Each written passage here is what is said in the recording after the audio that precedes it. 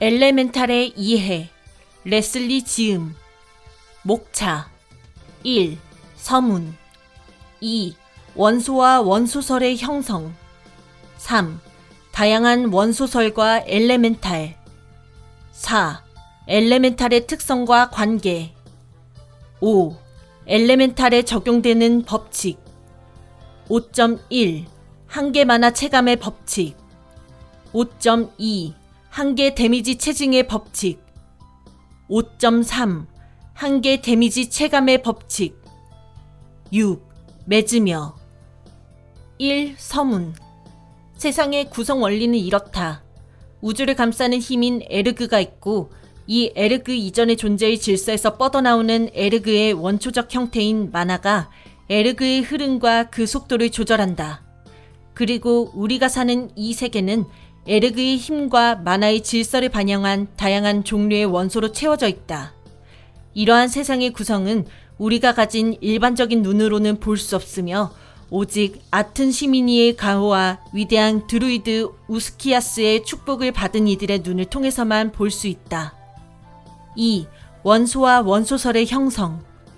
이 세상이 원소로 채워져 있다는 것이 단순히 원소가 존재한다는 뜻으로만 받아들여서는 안 된다.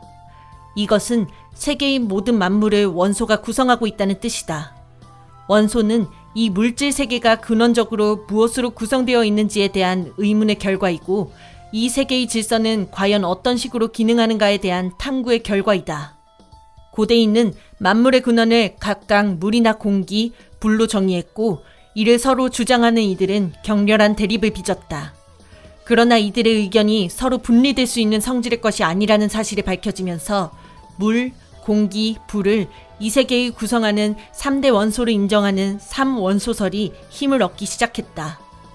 3. 다양한 원소설과 엘레멘탈.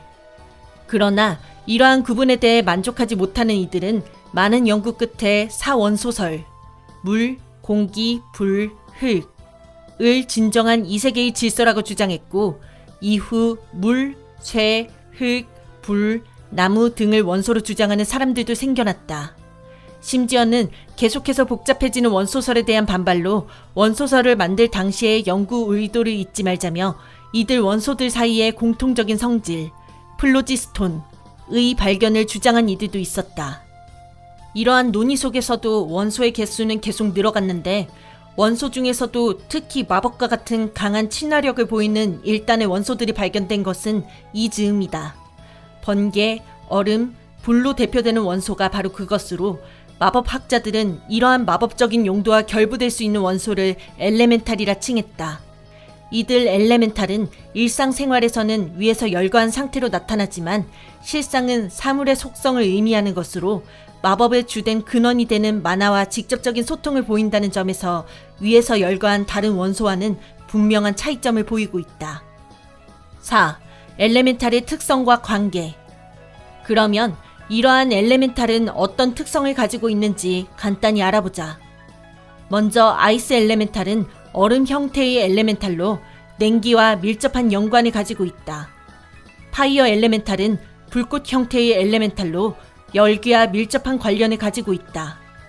마지막으로 라이트닝 엘레멘탈은 번개 형태의 엘레멘탈로 사물에 대해 특별한 종류의 충격을 주는 엘레멘탈이다. 이러한 엘레멘탈은 주로 사물의 속성을 의미하지만 때로는 마법적인 처치에 의해 순수한 형태의 결정을 보일 때도 있다는 점을 알아두자.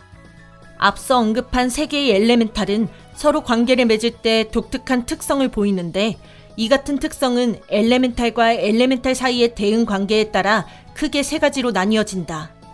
우선 파이어 엘레멘탈 마법은 아이스 엘레멘탈 마법과는 서로 상극관계에 놓인다. 이것은 서로 상극인 불과 얼음, 혹은 불과 물의 물질 세계의 법칙과 동일하다. 파이어 엘레멘탈 마법과 라이트닝 엘레멘탈 마법은 서로 무관한데, 그에 반해 라이트닝 엘레멘탈 마법과 아이스 엘레멘탈 마법은 만화의 양과 시전의 상황에 따라 상호 상쇄, 상승 효과를 일으킨다.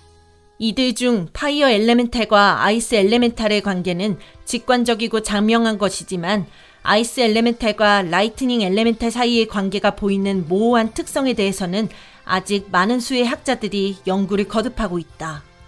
5. 엘레멘탈에 적용되는 법칙. 앞서 서술한 바와 같이 이 세 엘레멘탈은 만화의 힘과 직접적인 연관을 맺고 있기 때문에 엘레멘탈별로 만화나 마법의 시전에 의해 이루어지는 효과가 일정한 법칙을 띠게 되는데, 같은 계열의 마법을 반복해서 시전할 경우 마력이 누적되는 이른바 중복 시전에서 이 같은 법칙은 특히 두드러지게 나타난다. 각 엘레멘탈별로 적용되는 법칙은 다음과 같이 정리해 볼 수 있다. 5.1 한계 만화 체감의 법칙. 이 법칙은 아이스 엘레멘탈 계열에 속하는 마법에 주로 작용하는 법칙으로, 중복 시전의 각 단계에서 소요되는 만화의 증가량은 점차 감소한다는 것을 골자로 한다. 즉, 처음 시전할 때 들어가는 만화의 양보다는 두 번째 시전할 때 추가적으로 들어가는 만화의 양이 적다는 뜻이다. 중복 시전의 한계 횟수라고 일컬어지는 다섯 번째의 시전에서는 첫 번째 단계에서보다 훨씬 적은 양의 만화로 마법을 시전할 수 있다. 이런 이유로 만화를 다루기 어려워하는 마법의 입문자들은 아이스 엘레멘탈 계열의 마법으로 마법의 수련을 시작하는 경우가 많다. 5.2 한계 데미지 체증의 법칙. 이 법칙은 파이어 엘레멘탈 계열에 속하는 마법에 주로 작용하는 법칙이다. 이 법칙은 중복 시전의 각 단계에서 만화의 소모량은 동일하지만 마법의 위력은 점차 증가한다는 것을 의미하는데, 처음 마법을 시전할 때 가지고 있는 위력보다 두 번째로 시전할 때 추가되는 데미지의 위력이 훨씬 크다는 것을 의미한다. 이에 따라 중복 시전의 한계 횟수라고 일컬어지는 다섯 번째의 시전에서는 첫 번째 단계와는 비교도 안 되는 강력한 위력의 마법을 사용할 수 있게 된다. 5.3 한계 데미지 체감의 법칙.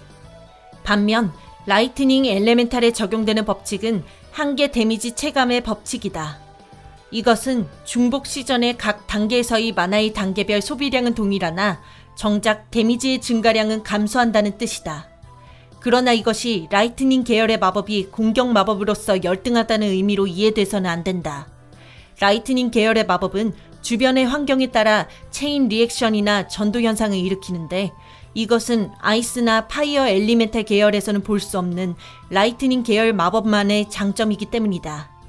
이 법칙은 라이트닝 계열의 마법을 시전할 경우 만화량과 데미지의 상관관계를 파악하는 데 중요한 기준이 된다는 점에서 의미가 있다.